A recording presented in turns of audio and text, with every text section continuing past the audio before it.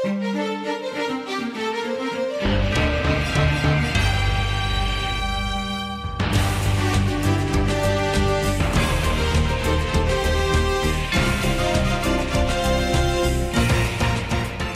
today, now we have the track Managing Diversity. We have two speakers with us today on this topic, and the title of the track is Construction of Mega Township at Pune Using PMI Techniques. Our first speaker is Vijay Sane.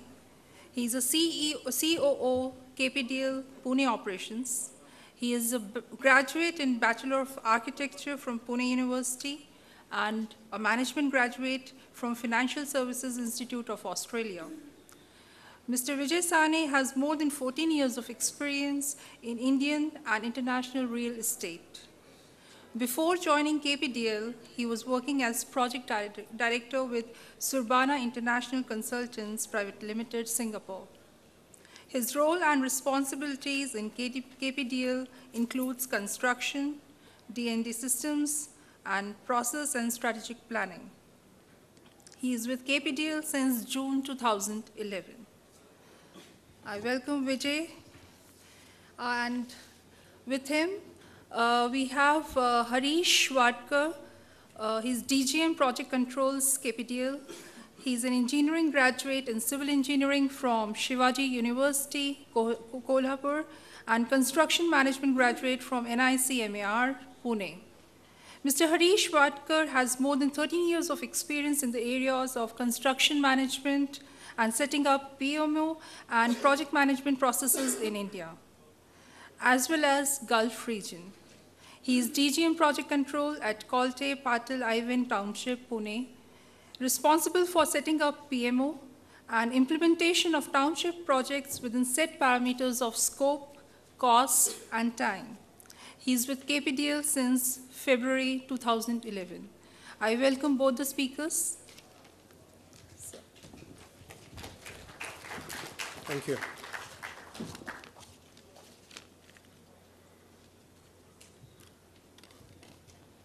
Good afternoon, ladies and gentlemen. After a very good lunch and quite a good dessert, it's a challenge for us to keep you awake and go through an interesting project, what we seems. As me and Harish are going to take you through, I'm going to explain you the management purview about the project, about the company, project brief, what were the broad objectives and scope, and hence, how we defined the challenges to do this mega township. And later on, Harish will take over to explain how we implemented it through by using PMBOK. Of course, we'll conclude it with the critical success factors and quantified results. I'll just take a minute maybe to explain you about the Kolte Patil and why this thought came of using PMBOK as a system.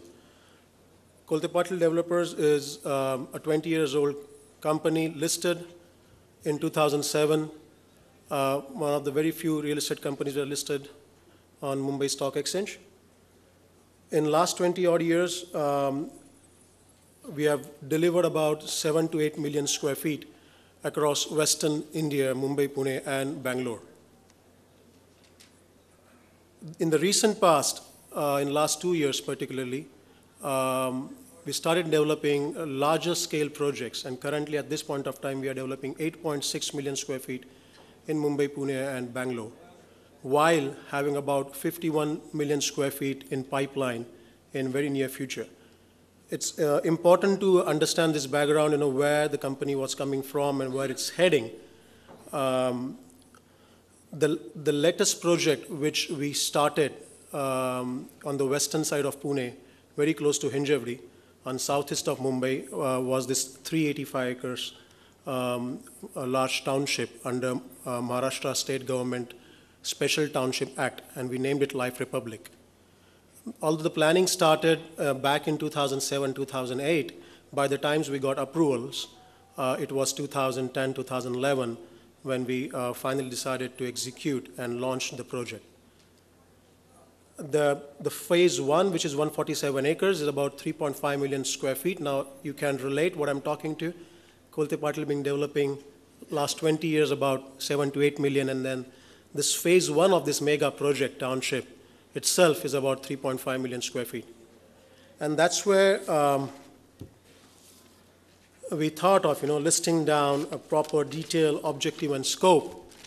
And at the management level, we also have a JV partner in this township by ICICI Venture as an equity partner. That also helped. Kolte Patil being a listed company, having a JV partner like ICICI Venture, the vision was very crystal clear. We thought, let's implement professionally project management processes on this township. Now, township being a different ball game altogether than doing a regular residential or commercial IT parks, because it's a basically inclusive project which will have bungalows, residential high-rises, healthcare, education, places for worship, parks, lakes, infrastructure, services ranging from electrical, water treatment plants, and solid waste management, green energy. So it's a huge bouquet of everything mixed, and that made it even important to identify the scope of determination of project life cycle, because each of these elements will have a different life cycle. To put it in a simple thought, if you have to build a high-rise 30, 40-story building, will have a different life cycle than a hospital perhaps, or than a road, or than a lake. And that's why we also actually look back into our company work culture, where we came from, where the legacy came from, and realized that enterprise environmental factors are critical to analyze before and see how we have to plug them and improve them. Of course, we had expertise in real estate from last 20 years in terms of our knowledge about construction, but then we had to introduce new knowledge partners as far as the various infrastructure provisions to be made. Apart from Kolte Patil's in-house expertise, there were different stakeholders in terms of consultants, in terms of government bodies. For a township, roughly about 25 government bodies you have to deal with, at the local level, at the Gram Panchayat level, to the state level. So also to weave this all together, and then eventually develop a project team which has got a skill set, and give them the tools like IT tools, ERP technologies, to ensure that this knowledge center which we are building is not only restricted for Life Republic of Kolte Patil, but the subsequent 51 million square feet what we are talking. Because while we were planning this, we already started investing into 2 more townships, of one of the magnitude of 500 acres and another was magnitude of 100 acres. So it was extremely important to see the future of the company for next 10 years to come, the changing face of real estate with the new real estate bill which is coming in. And of course, what helped us being listed, the practices were anyway transparent and always forward-looking. And that was the objective and scope. The challenges were many. First of all, it's a first-of-all-kind mega township in Pune and the western region. So we didn't have any benchmarks to really look into and learn from. Complex scheduling because of the diverse mix. Cost control, such a large township, every penny matters. So cost control and making absolute, very well controlled and accurate fund management. Communication challenges, as I explained to you, there are so many stakeholders, right from the JV partners and the company directors, the board, to the contractors and architects and many consultants. Apart from that, what we were building, the corporate knowledge, we wanted to make sure we built a very strong database which then can be used in future. We never wanted to give a knee-jerk reaction. So in such a large project, it's always a risk to do a lot of post-morteming, that why this happened. But if you can actually project the challenges and risk in advance, and if you are well prepared for it, then you would be a visionary leader. And that's when we came across with Big Bang Consultancy. They introduced us to PMBOK, and we said we would like to take a very unusual path, typically for a real estate developer, and actually start implementing PMBOK on our first large township, which is Life Republic. And after 2 years, almost we have completed 2 years now, I'm happy to share with you now we are implementing it across the group on various projects. And the subsequent townships are also very well geared up because of the utilization of this. Now, Harish will take you to the technical detail that how exactly it happened, how we implemented, what were the challenges. And later in Q&A session, if you have anything, please let us know. Thank you. Thank you. Now here exactly challenge starts. I'm a project controller there, so immediately management usually give us target that you need to control cost, you need to control time. I said, okay, I just look around where I can just benchmark myself. There are few township, but really results are not promising. So what to do? Then I said, okay, I have existing team. Let's train them. Let them understand how we can focus on the implementing this project. Then we started with our traditional method. There are project phasing, that design department, we have design department, we have planning department, we have estimation department, then we have procurement department, and then construction. So this is a standard setup. All departments are set. Then we started, okay, let's start our work on that. Then we find out there are a lot of problem while dealing with such things because the mass is huge. So mass is huge, and such a huge mass, we need to have proper system and process. Then what to do? Then management, this is the turning point where management told me that, okay, let's implement PMI guidelines and streamline our processes. So we appointed as a big bang consultancy, like we need expert to guide us, so we appointed big bang consultancy who are associated with PMI. So they are in. Then what we did, first job, we studied our existing processes, which we are currently following that time. We were currently following. Then first job is to do assessment study. So what we did, there is one-to-one interaction with all stakeholders, functional area. Like D&D department, we have, from D&D department, we find our stakeholders. We have, we discuss with them about the process which they followed. Then we have construction department, we have procurement department. So we have one-to-one interaction with each stakeholders from each functional areas to identify. We did as a study, what is the problem area, what is the gap analysis we did. So we did first as assessment study. Then during that study, we identified that the skills, we need to map skill set of our existing stakeholders or existing project team. To identify skill set, when we map the skill set, we find out that we need to give training because the concept of project management is not common throughout the project team. So we need to impart concept of project management to the team so that they can have a common objective to deliver the project. So we decided to give PMI training to more than 100 our employees, team members, so they should get aware of how the processes are implemented and how project can be delivered using PMI techniques. The next part is identification of project management techniques. Now we have processes, we have functional area, we have design department in place, then there is a function, they have their own processes, like we need to start from the concept, then schematic, then go to the working drawings. But that processes are not properly defined. So again, we took guidance from the PMI where clearly mentioned that you should have proper input, then use tool and techniques and give output. So each process should have input, then you should use some tools and techniques and you give output. That output should be used by next process to initiate their process.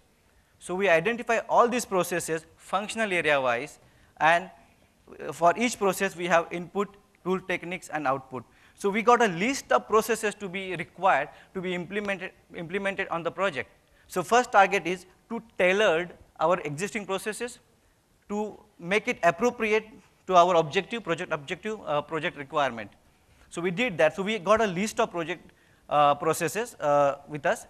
Now we have a processes with us. Now we need organization structure to implement that process so that we can define job description, we can define role and responsibilities, we can align these processes with the organization structure. Then the next part is implementation of SOPs with identified techniques. So the process is now we have processes, we have organization structure. Now we started implementing this process actually at site. We did hand holding, and then we review that process at each stage, and then we have again, if require enhancement, we did that. So this is a this methodology we followed for implementation of PMI processes. This is a roadmap actually. We did project charter. Here again each department, like functional area, if you again come back, the project phases, design development. In that area we have then design brief, then you should have a business plan in place. So we make project charter for each department, for the project level also and each functional area also. Then we have decided broad scope for each department. So D&D, we have prepared a design management plan. Then for the contracting strategy, for implementation of such huge project, we should have a specific contracting strategy. So we did that. We have a broad scope defined for the contracts for D&D, design management. Then we have set timelines, then we have budget. So we prepare a project charter considering our project objective. Then we did assessment study, as already explained you. We existing process, we have studied all processes, we added, we tailored that processes, and then we did gap analysis and revise the process. Recommend tools and techniques. Here, PMI guide us from D&D, what they have recommended, you should have a design brief with us. Then we prepare design brief. Then to define a role and responsibility, you should have RACI chart. So we prepared a RACI chart. So such techniques, then what we very important part during finding the process is finding out the common processes which is common throughout the project phase. So risk management is a process which is common throughout all project phases. So for D&D, we have planning, initialization, planning, execution, and closing.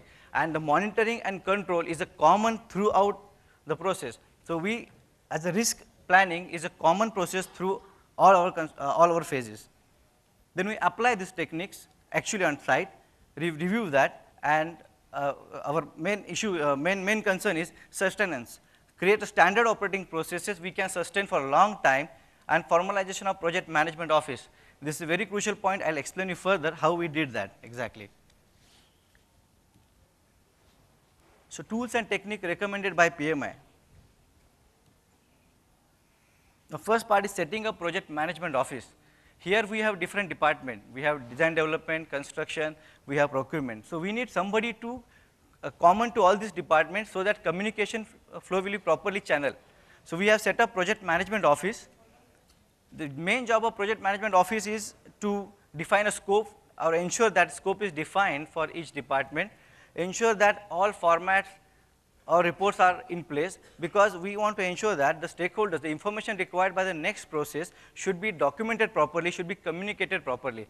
So that job is with the PMI, the responsibility with the PMI. Risk meeting to be conducted, every risk meeting should be conducted at the site, and that again responsibility with the PMO. Changes in the organization structure. We have organization structure which is weak matrix, so we decided to go with a strong matrix. Why? What exactly we did? We have a full-time project manager. At same time, we have full-time project administration, project management as administration group. So this running parallelly. So we have project manager and we have project administration group also parallelly. The communication plan. This is a very important, crucial for us to ensure the communication, because there is two ways of communication. One is plan. We need to communicate our plan to all of our stakeholders. Same time, we need to ensure the actual what happened at the site. So this two-way communication we need to ensure at each stage of the project. Then the responsibility matrix, RACI. We have defined the processes. For each processes, we have defined role and responsibilities, and organized chart is linked to that role and responsibilities. This is exactly the function of PMO, setup of PMO. We have finance, we have sales, we have D&D, HR, and procurement. And the PMO at the center, main job of PMO is to communicate cost and time to the all departments. So scheduling and estimation and ERP. ERP is a common tool, IT tool we have used for proper communication between the all departments. So finance, they need all expenditure what we are going to do at site, plan and actual also. Sales, they need what is the timelines to complete the project, so they can link their revenue, they can give their revenues. D&D when we require drawing, D&D also need schedule and then need to link with the execution team. HR, deployment of staff as per organization structure to select right skill of people, that HR, and the procurement. Procurement is a very crucial part because we have a cash flow, we need very accurate cash flows to give a fund, for the fund management. So major material cost is almost 70% of project cost is material cost. So we need to focus actual procurement plan, we need to give actual procurement plan, we need to ensure that the procurement is done properly. So the procurement department. So all these departments are communicating through PMO. So single point of contact is PMO, all communication are passing through PMO to all, and there is planned and actual are communicated to the same department. Here the planning committee, why we did that? We have made a planning committee which there is head from finance, there is head from sales, there is head from D&D. So from each functional area there is a head. They combinedly we form the planning committee, and there are weekly meetings or fortnightly meetings are set to discuss the project status, cost status, risk plan. So the planning committee's main job is to ensure that the risk meetings are conducted at site. Then the execution head from the execution team. So this is the setup of the PMO we have established at the township project.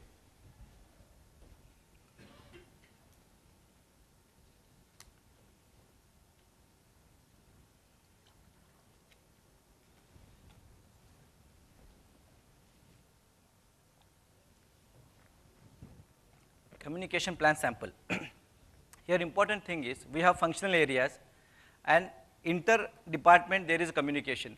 Like concept design needs to be once approved go to the schematic design. So the inter-department communication is there, and then there is a intra-department. There is inter-department from D&D. There is a communication should be to the execution department. So inter-department and intra-department communication need to be clear. So we have prepared communication plan sample which shows stakeholders, purpose of communication, medium of communication, and frequency of communication. So we have prepared flow chart for all processes. We have ensured that that flow chart should give timeline also. Suppose I want to give concept design drawing, sign off to the concept design drawing, then there should be a timeline to freeze that concept design drawing. So each process bond with the timelines. We ensure that it is completed within time. Then communication management. These are the few actions we have taken, technique use. Communication plan, sample already shown, interface and intraphase communication. Use of ERP and IT system. This is very important because budgeted versus actual need to be tracked with the cost center wise. So the cost centers are defined in ERP systems, and all expenditure and revenue are linked to that cost centers. So we use ERP for that for instant communication between the departments. Then we have defined templates for risk management, for risk register we have defined, schedule networks, cash flow, budget, WBS, and contracts. So all these, we have standard format for the budget, so that same standard format, means cost breakdown structure and WBS are linked easily. And when we drill down to the CBS, account can easily track the cost centers. So that's the method we followed here. We have developed dashboards, performance indicator linked to ERP, so that ERP for material procurement, suppose like all dashboards, performance indicator linked through ERP because our procurement is through ERP, our tracking is through ERP, so we get immediately instant project health on ERP. Define the communication channels. Now between department we need to finalize the channel how each department can communicate with each other. Like RFI, suppose there is an issue at site and they need some information from D&D department how they will communicate. So they should raise RFI. So we can track RFI, we can, if RFI are pending, we can ensure even it RFI, communication channels are linked to KPI and KRA. So that if RFI are pending, we can talk to that person and we can ensure that yes, RFI are closed immediately. Then transmittal and submittals. If you want to submit anything to the outside of your organization, we have ensured that it should be through transmittal and submittals. Site instruction. Anybody on the site want to do changes, they have to give proper format, they have to give site instruction to the site, it should be recorded properly. Then drawing issue registers is a common. NCR is a non-conformance report for the quality. Then change and variation request. So this is a very important part because in the township we have adopted progressive elaboration technique. because at one time, because of tight schedule, we can't wait for the whole design phase to complete to start our construction. We may start, once the footing drawing is in place, we may start our construction immediately, and further we can design our upper part because we have different construction methodology. We have aliform shuttering there, so no need to wait. There's transfer level, so no need to wait for whole building structural drawings. So the change variation may occur in the project, so we have a system placed in the system. We have placed a system that change management, where we need to raise change requests. Authority is given to very few people, like a project manager, then D&D head, a procurement head. They have only authority to raise a change request. They raise a change request and it comes to the PMO. PMO verify for the cost and time. Again it come back. Again it go back to approval, and once it approved, it will be processed and approved. Technique uses RASI. This is for communication. Then major activities, all processes defined here, the responsible, accountable, and consult and inform. We have clearly defined RASI for all processes. This is scope change control. Who can raise change, how they can, this is a flow chart we have prepared so that everybody knows how to follow the change request. Change management sample. This is for the budget control. We should know what happened at the end of every month, how much change we did, what is the status of budget, whether we are under control or if we are deviating. So this log is maintained on the project. Risk register. Now this is a very important part because there are a lot of uncertainties are already there. First of all, as government bodies, statutory things, we need to deal with a lot of stakeholders. We need to deal with a lot of external agencies. So first part is statutory issues. Second is cost. Third is time, because we have very tight schedule to achieve. In that case, risk management plan is a common process identified for all phases. So what we did, we have a risk committee formed. From each representative from the functional area is a part of the risk committee. Then we did a risk meeting every week. The frequency of risk meeting is based on criticality of the project. Like for initial stage, as a developer, our focus is on the pre-construction activities, contracts, and procurement. We are focused on that. So during that pre-construction activities, the risk meetings frequency is very high. So in that risk meeting, we identify risk in different functional areas. Then we plan risk responses, that what action should be taken. Like contracting strategy, I like to tell you that as our drawings are not finalized 100%, but still we need to start our work. Okay. So we revise our contracting strategy. We go on to the cost plus. So like these issues, risk and the opportunities are created during our meetings. This is a very important part, OPA, this organizational process assets are created. We have our project management plan in place. We have our risk register and the risk communication plan is in place. We have our lesson learned document in place. So this is one of the format, the lesson learned document we have implemented at project. I'll go to the results. Reduce cost variance after implementation of PMI techniques. This is the actual results we got at site. We have prepared a cash flow. Cash flow, they have schedules and budgets are linked in the cash flow. And while tracking, there are a lot of parameters interlinked for the actual status.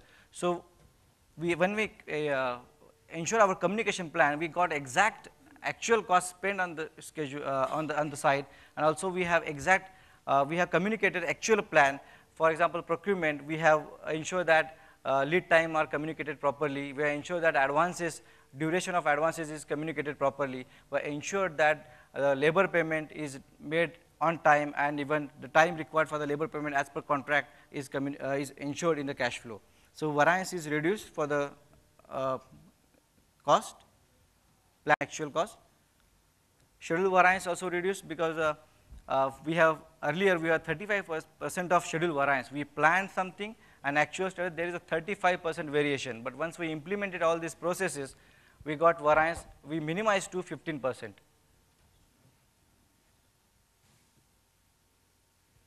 Quantifiable results, cost and schedule variance bar diagram. Improved cash flow projection and achieving the cost targets. We have as the proper schedules, we have breakdown, we have proper WBS created to the to detail level, so the cash flow projections are very proper. Then improved cost control, because we have implemented change management system very effectively, so have very good control on the cost. Improved communication due to set of frequency meetings. We have so reduction in schedule variance from 35 to 15%. Reduction in decision making time due to timely availability of information. The enhanced data quality and accuracy due to improved report formats and MIS, and improvement in team morale and development of human resource. These are the quantified results we have achieved at site. What are the critical success factors? Usually this is the graph. PMI says that if your cost is low, plan properly at initial stage. So what we did, we have enhanced OPA. We have set up, scope is properly defined. We have contracting strategy defined properly, which is in place. Then risk plan. Risks plan identified it as a common process for all phases. Then we have approval at each stage, like concept drawing, we need to approval. Then we go to the budget, there is a approval. So we have defined the stages for the approval, we have defined the authority for the approvals. Then front-end design. For some infrastructure work, we have decided to go with the front-end design, so that all design parameters, at least specifications for the project, will be freeze at early stages. Control the threshold for the change and variation. For example, if change is more than certain amount, the authority is going to, we need to escalate that amount. So we have defined thresholds for the change approval. So up to certain limit, you can take approval from PM. More than that, go to the VP and furthermore. So we have set threshold. So these are the exactly critical success factor we have, we can share with you on the project. Now, very important part is project is supported and driven by senior management. They have decided to implement PMI techniques. They have decided to give training. They have decided to ensure that all OPS set properly on the project. And they have supported all our project team during the implementation. PMBOK itself, the project management training to the team members, improved team communications, clearly defined roles and responsibility and authority. That is one of the very important factor. And then modification of organization structure, higher authority to project manager, and formation of centralized project management office. Customization of ERP, that is for such project, cost centers are building wise. I like to give example, is a building wise. So tracking cost building wise, we need to customize our systems, we did that. Then implementation of project and process audit for continual improvement. We have set a process, during risk meeting we audit what response we implemented and what is the status. We need to update, we need to ensure that risk register is live throughout the project. So till so that it helps us to continual improvement. So this is all about township. Thank you very much, sirs. Now I would request Mrs. Shilpa and Mr. Syed Razik to come on the stage, please, to give away the mementos as a token of thanks. Mr. Vijay Sane.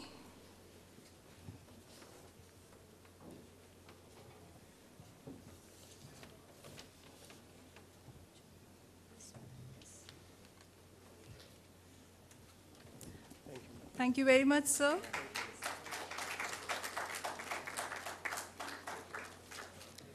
And Mr. Harish Wadkar. Okay, thanks.